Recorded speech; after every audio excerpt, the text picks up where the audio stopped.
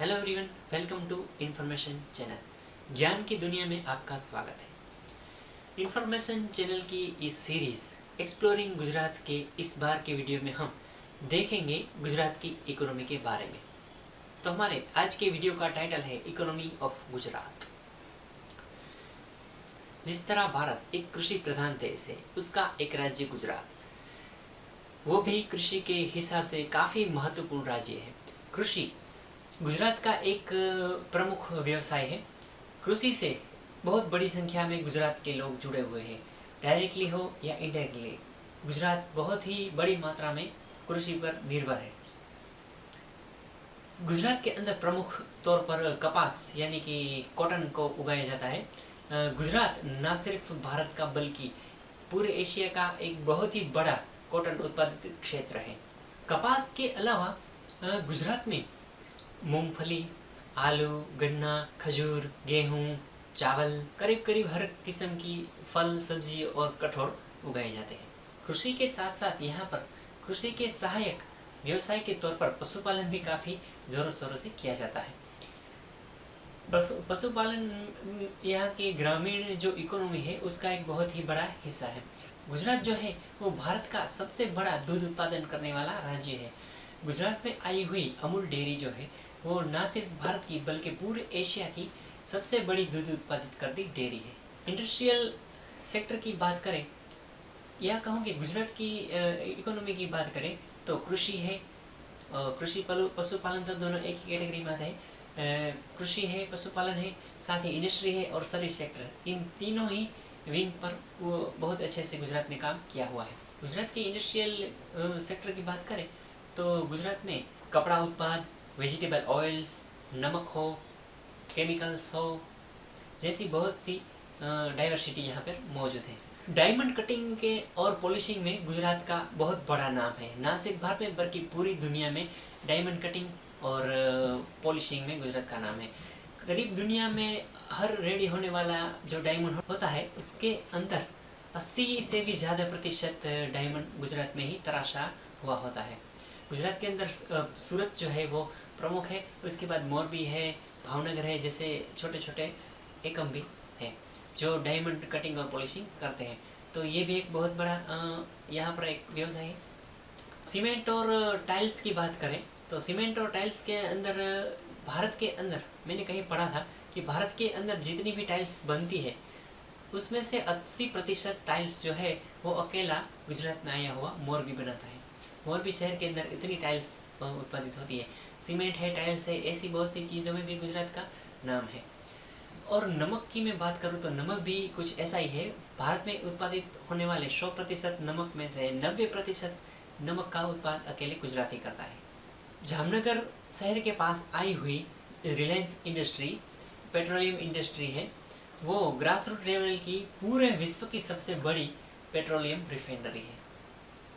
भावनगर में आया हुआ शिपिंग ब्रेकिंग यार्ड विश्व का सबसे बड़ा दरियाई जहाज़ों को तोड़ने का, सफलतापूर्वक तोड़कर उसमें से चीज़ें निकालने का माहिर है और पूरे विश्व का ये जो है सबसे बड़ा शिपिंग ब्रेकिंग यार्ड है। गुजरात ने माइनिंग क्षेत्र में भी अच्छा कार्य किया हुआ है। ज़मीन में से मिनरल्स खोद कर निकालना और पेट्रोलियम गैस निकालना, ज़मीन में से कीमती धातु निकालना, कोयला निकालना, कुदरती गैस निकालना, इन सारी चीज़ों को सफलतापूर्वक निकालकर गुजरात ने अच्छा काम किया हुआ है माइनिंग क्षेत्र में भी। गुजरात में आया हुआ राजकोट शहर इंडस्ट्रियल वो जो है ऑटोमोबाइल है, फिर सीएनसी मशीन है, जैसी टूल्स मैन्युफैक्चरिंग है, इन सारी मैन्युफैक्चरिंग के अंदर गुजरात एक मजबूत स्थिति में है। उसके अलावा गुजरात के अंदर मुंद्रा है, कंडला है, जैसे बंदर है जो भारत के तो टॉप 10 में आते ही है, पर बहुत ही जल्द गुजरात का जो मुंद्रा पोर्ट है वो विश्व के टॉप 10 में भी आपको शायद आने वाले समय में दिखाई देगा। भारत का बहुत बड़ा एक्सपोर्ट्स भी इन बंदरों पर से होता है। तो ये भी एक गुजरात का प्लस पॉइंट है कि उसको इतना समुद्री किनारा मिला हुआ है, तो उनसे वो नमक और समुद्री फूड उत्पाद में बहुत आगे है। गुजरात में अजंता है, ऑर्बिट है, जैसी कंपनियां हैं वो पूरे विश्व में घड़ी बनाने के, जो पहनने की घड़ियाँ होती है, समय बताने वाली घड़ी होती है, उसमें पूरे विश्व में नाम कमाया हुआ है।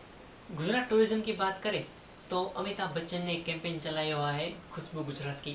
उसके बाद से गुजरात में काफ़ी ज़्यादा टूरिज़्म बढ़ा है और टूरिज़्म में भी गुजरात में काफ़ी डाइवर्सिटी मौजूद है। ग्रेट रन ऑफ कच्छ है, सापुतारा है, गिरनार है जैसी हिल स्टेशन है और बीचेस है। कुल मिलाकर गुजरात के पास इनमें भी टूरिज़्म में भी काफ़ी डाइवर्सिटी मौजूद है और इस हिसाब से गुजरात की गिनती भारत के कुछ चुनिंदा टूरिज़्म स्टेट्स में होती है। आधुनिक चिकित्सा पद्धति की दवाइयाँ और उनमें भी गुजरात उत्पादित बहुत बड़ा करता है। भारत के कुल उन दवाइयों के उत्पादन में 36% हिस्सा अकेले गुजरात का है। हमने जो पहले सुना था वेजिटेबल ऑयल्स का उत्पादन करता है, उसमें कपास का तेल होता है, फिर मूंगफली का तेल होता है और ऐसे बहुत से तेल उत्पादन करता है।